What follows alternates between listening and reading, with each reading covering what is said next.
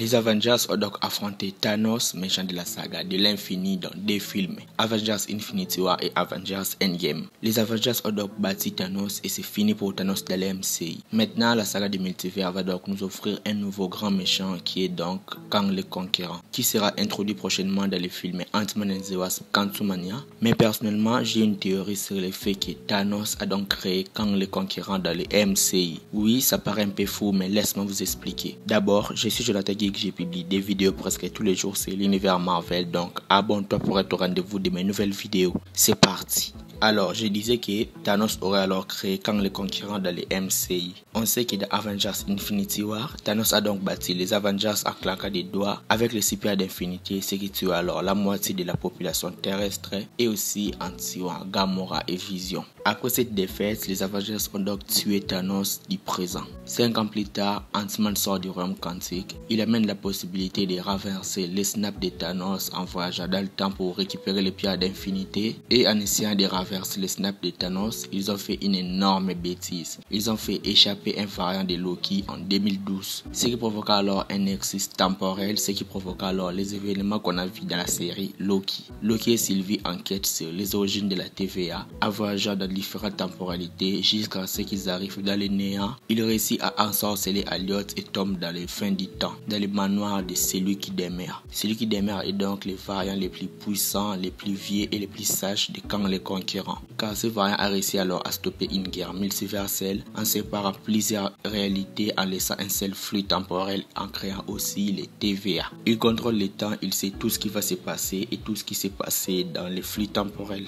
Et on sait ce qui s'est passé, celui qui demeure a été tué par Sylvie, une variante de Loki. Et après sa mort dans cette série, le multivers a été ouvert, ce qui va permettre alors l'arrivée de Kang le Conquérant ainsi que ses nombreuses variantes dans les MCU. On peut dire que la mort de celui qui demeure est donc responsable de tout ce qui va se passer dans le futur du MCU, précisément dans les sagas du multivers. Et on va alors voir Kang le Conquérant dans le film Ant-Man 3. On verra aussi plus de variantes de Kang le Conquérant comme on a annoncé de la saison 2 de la série Loki. Et on va les voir combattre les Avengers dans les films Avengers The Kang Dynasty et Avengers Secret Wars. Alors après tout ça, vous allez me dire comment alors Thanos a réussi à créer Kang le Conquérant. Oui, je vous réponds. Pour que Kang réussisse à apparaître dans la MCU, il a fallu que les personnages de Thanos puissent vaincre les Avengers dans Avengers Infinity War. Ce qui permet alors aux Avengers de voyager dans le temps afin de renverser les snaps de Thanos. En faisant cela, ils ont fait échapper Loki dans le passé. Ce qui provoqua alors la série Loki et il y a eu la mort de celui qui demeure par Sylvie, ce qui a permis l'ouverture des multivers et l'arrivée de Kang et ses variants. Donc si les Avengers avaient donc réussi à vaincre Thanos dans le film Avengers Infinity War, Kang n'aurait jamais vu les jours dans les MCU. Donc ça répond à la question, Thanos a donc créé Kang le Conquérant dans les MCU.